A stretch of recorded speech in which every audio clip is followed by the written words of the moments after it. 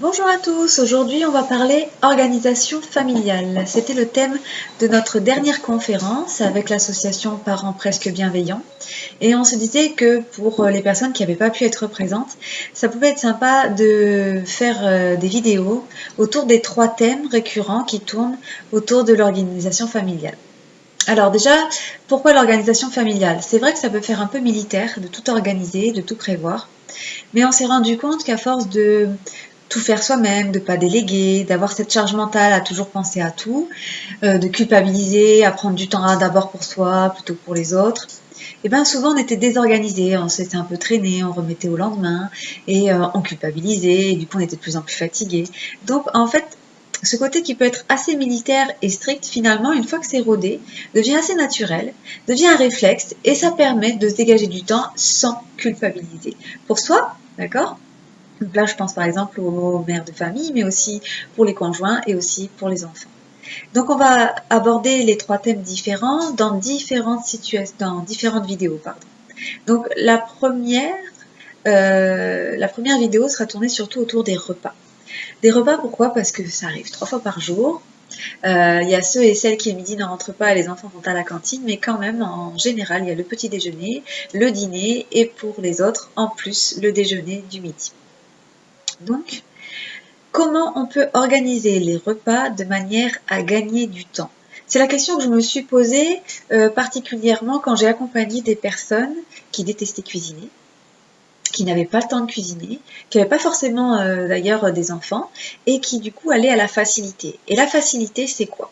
Ben, la facilité, c'est les plats préparés, c'est pas forcément équilibré et surtout, c'est pas forcément économique. Et puis, il y a aussi cette charge mentale supplémentaire de vouloir aller à la facilité et en même temps de culpabiliser en se disant que quand même, il faudrait que ce soit plus équilibré pour les enfants, changer un petit peu, la pression un petit peu sociale. Voilà, c'est pas bien de faire des boîtes, c'est pas bien de faire des surgelés. Et donc, cette charge mentale qui commençait à arriver plutôt vers 17h, voire certaines personnes carrément à midi en disant qu'est-ce qu'on va manger ce soir, j'en ai marre de faire à manger, j'ai pas d'idée, je suis pas inspirée, voilà. Et les enfants, on mange quoi ce soir, j'ai faim, oh non, pas ça, enfin bref, on a tous connu ce genre de situation qui fait qu'on n'a plus du tout envie de se mettre au fourneau et qu'on redoute tellement le soir en fait, le moment où on rentre à la maison, pardon, et on a envie de s'installer et au final, il faut déjà trouver l'inspiration. Et si tant est qu'on ait l'inspiration, eh bien, on commence à fouiller dans les placards pour faire la recette et on se rend compte qu'il manque un ingrédient. Alors, qu'est-ce que j'ai imaginé, hein, je ne pense pas avoir inventé la formule, mais j'avais imaginé à ce moment-là, pour les personnes qui allaient plutôt vers la facilité, de se créer des menus. De se créer des menus pour pouvoir savoir déjà à l'avance qu'est-ce qu'on allait manger le soir. Du coup, ce qui permettait de créer la liste de courses relative au menu de la semaine. Voilà. Et je divisais les plats en plusieurs catégories. Donc, on avait les plats rapides, mais sains. Avocat crevette, salade de riz, je sais pas, sauté de légumes un peu croquants, tortilla, voilà. C'était, voilà, comment on peut établir une liste de plats qui sont assez rapides à faire et qui me permettent de pouvoir manger sainement le soir sans avoir à chercher l'inspiration. Et puis, j'aime bien établir une autre liste de plats avec des plats un peu plus élaborés, des plats qu'on a envie de cuisiner, qu'on a envie de préparer, les jours où on a plus de temps, nos jours de repos, les week-ends, comme des pot-au-feu, des bourguignons, des gratins, des quiches, des tiens de légumes, des soufflés, ce genre de choses qui permettent d'avoir quelque chose de sain, quelque chose de préparé, les moments où on a le temps avec tous les ingrédients à la maison. Et puis, il y a aussi la liste des nouvelles recettes. Pourquoi? Parce que pour que ça reste un plaisir, il est quand même assez essentiel de tout le temps innover et d'apprendre de nouvelles choses, comme, je sais pas, le chili con carne, les falafels, les galettes de légumes, pour pouvoir découvrir de nouvelles recettes, toujours prendre du plaisir à cuisiner et surtout prendre du plaisir à manger en innovant un petit peu régulièrement, pour pas que ce soit trop routinier.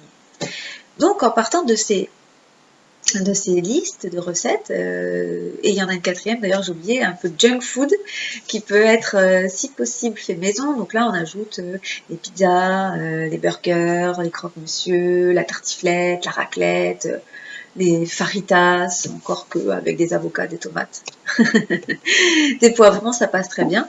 Et donc ça, c'était par exemple à la maison, c'est plutôt le vendredi soir, qui sonne un peu la fin de la semaine, où on se fait un petit repas copieux tous ensemble, où on prépare justement ce repas qui sort de l'ordinaire. Voilà. Donc on part de ces 4 listes. De ces 4 listes, on prend un document, une feuille de papier, un document Word comme on a envie de s'organiser, pardon. Et sur cette liste, on va noter donc les repas qu'on a envisagés pour le lundi, le mardi, le mercredi, le jeudi, le vendredi. Moi, je fais sur 5 jours parce qu'il y a toujours des restes pour le week-end. Et le week-end, on a tendance plutôt à aller se promener, à manger un sandwich au bord de la plage, à aller faire un restaurant, ce genre de choses. Il y a des gens qui travaillent le week-end, qui ont leurs jours de repos dans la semaine. Chacun est libre de s'organiser comme il veut. Et puis là, donc du coup, on met les repas, d'accord, selon les disponibilités qu'on a, qui est à la maison, qu'est-ce qui est plus facile de préparer. Et ensuite, on a la liste de courses qui est déjà toute prête. La liste de courses, moi, les produits basiques, je fais dans un drive. Pourquoi? Parce que ça m'évite d'être tentée à acheter des promotions, des cochonneries qui au final restent dans le placard ou qu'on mange en premier, en priorité, et du coup délaissant les fruits et légumes et les produits sains. Donc je vais dans un drive et ensuite je m'organise pour aller chez le boucher, le poissonnier et le maraîcher, faire en sorte que ce soit dans la même journée ou qu'on délègue. Voilà, chacun va chercher ce qu'il a à chercher d'un magasin à un autre. Donc ça, c'est comment j'élabore les menus pour éviter la charge mentale.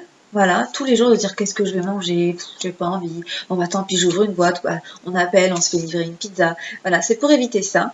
Et ce que j'ai constaté avec ce mode de fonctionnement, c'est le gain de temps, le gain d'énergie, ça c'est certain, parce que le soir tout le monde sait ce qu'il a à faire, peu importe qui rentre en premier. Voilà, on regarde la liste de menus, on sait ce qu'il y a à préparer, et puis chacun peut mettre la main à la pâte sans attendre que l'inspiration arrive à 19h et qu'il faut une heure de préparation. Et la deuxième chose que j'ai remarqué, c'est surtout les économies. Les économies parce que quand on mange sain, des plats équilibrés, avec des menus prêts à l'avance, on n'achète pas de fioritures.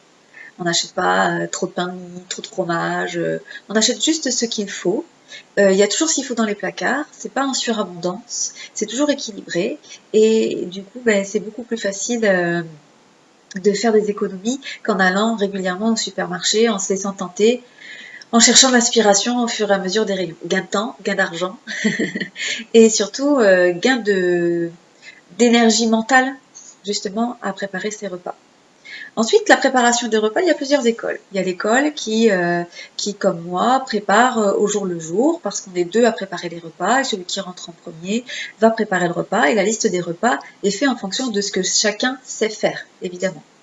Donc, nous, on prépare plutôt le soir pour le lendemain.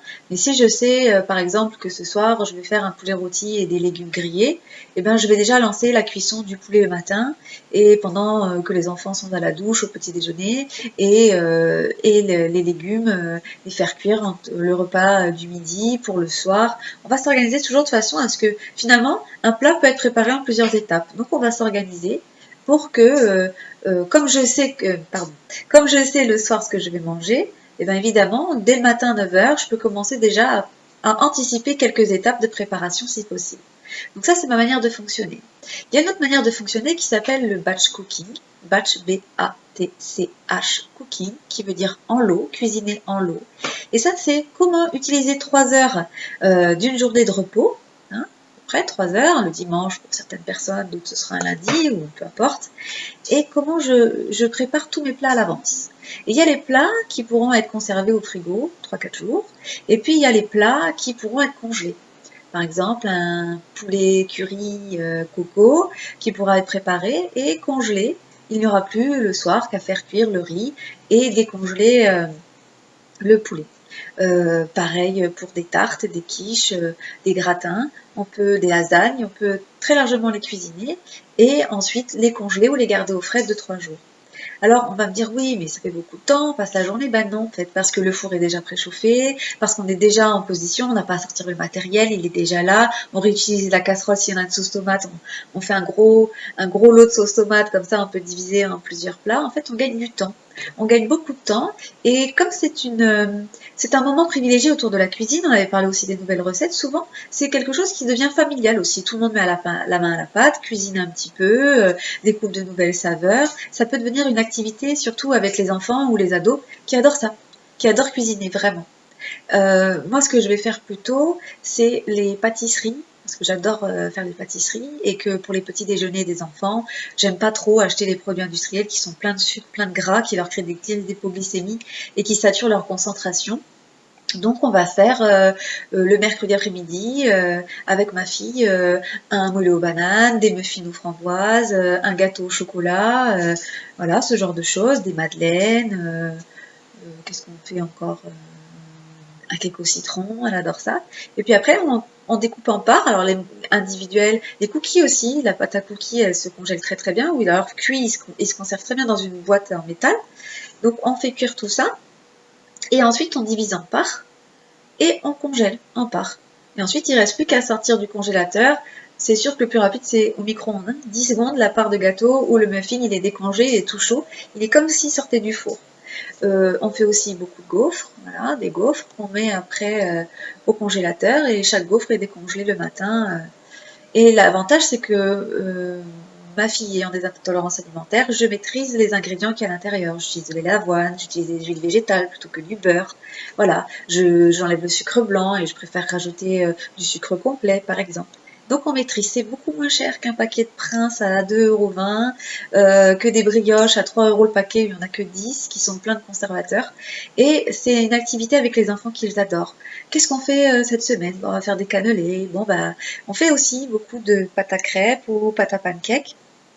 Et qu'on met dans une bouteille en verre au frigo et qui tient 2-3 jours. Voilà, et on fait cuire tous les matins 3 cannes pancakes pour les enfants et les adultes aussi, ils ont faim. Voilà, tout ça, ce sont des alternatives. Moi, les petits déjeuners, j'aime les faire en avance, comme des petits pains en céréales, tout ça, comme ça se met au congélateur.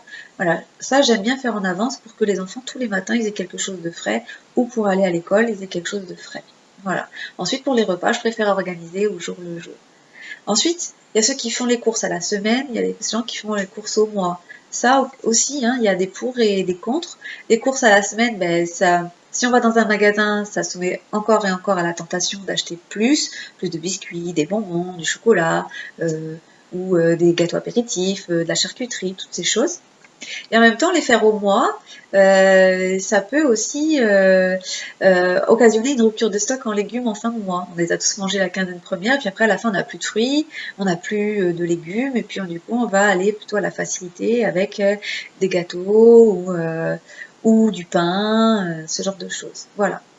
Donc à chacun de trouver son équilibre. En tout cas, ce qui en résulte, c'est que les menus étant préparés à l'avance, chacun sait ce qu'il a à faire. Le fait de pouvoir faire ça avec les enfants, ça rassemble autour de la cuisine. Au lieu de devenir une corvée, ça devient un moment de partage. Et on fait beaucoup d'économies et chacun contribue. Les enfants, finalement, adorent très naturellement se mettre au fourneau le soir quand ils savent ce qu'ils ont à faire. Et ils sont très fiers de pouvoir montrer qu'ils ont réussi à réaliser des pâtes bolognaises ou une tortilla, voilà, des choses qui restent simples, un avocat mayonnaise, voilà, des œufs mimosa, ce sont des choses que les enfants adorent faire, qu'ils prennent un plaisir de faire avec leurs parents et ensuite de déguster ensemble. Et ça les éveille aussi à une diversification alimentaire, pardon. Donc voilà. Donc là, c'était l'organisation familiale autour des repas. Il existe beaucoup de documents sur internet pour établir ces menus et des exemples de listes de repas. Moi-même j'ai créé le mien et si vous souhaitez l'avoir, envoyez-moi un mail, soit à l'adresse de l'association Parents Presque Bienveillants que vous pouvez retrouver sur Facebook aussi, sous le même nom, Parents Presque Bienveillants, et ou un mail à mon compte personnel, puisque je suis sophrologue et hypnothérapeute à Itsasou, donc à magali.danely@gmail.com, et vous retrouverez toutes toutes les coordonnées pour nous retrouver, l'association Parents Presque Bienveillants et aussi le cabinet de sophrologie et d'hypnothérapie dans les liens qui seront sous cette vidéo. Voilà. La prochaine vidéo sera autour des tâches ménagères, hein, parce que les tâches ménagères, ça reste quand même dans le top 3 des disputes familiales. Donc il est temps de trouver une solution pour que, encore une fois, on parle plus de tâches et de corvées, mais bien de contribution à la vie familiale et comment on peut responsabiliser nos enfants sans être dans la punition, la contrainte ou le chantage, hein, et trouver des alternatives pour que le foyer soit plus sain, plus serein, avec une organisation qui permette à chacun de trouver sa place, sa juste place, et que chacun puisse se dégager du temps libre pour bouquiner, pour se faire une beauté, prendre un bain, un massage, ou juste prendre un café dans le silence, regarder un film, ou aller marcher, tricoter, peindre. Ça n'a aucune importance, mais le but c'est bien ça, c'est se faciliter la vie, se libérer de la charge mentale pour que tout ne soit qu'une machine bien huilée où chacun sache ce qu'il a à faire sans contrainte, sans culpabilité, sans frustration et que chacun y trouve son compte. Non seulement dans l'atmosphère familiale et au foyer, mais aussi au niveau personnel. Voilà, j'espère avoir répondu à vos questions, j'espère avoir donné des informations qui vous seront utiles. N'hésitez pas à nous contacter, n'hésitez surtout pas à vous abonner à la page Parents Presque Bienveillants parce que nous avons des conférences organisées et programmées chaque mois, ainsi que des ateliers autour de la vie familiale, de l'éducation positive, du couple et de la communication. Voilà, je vous souhaite une excellente journée et je vous dis sûrement à très bientôt.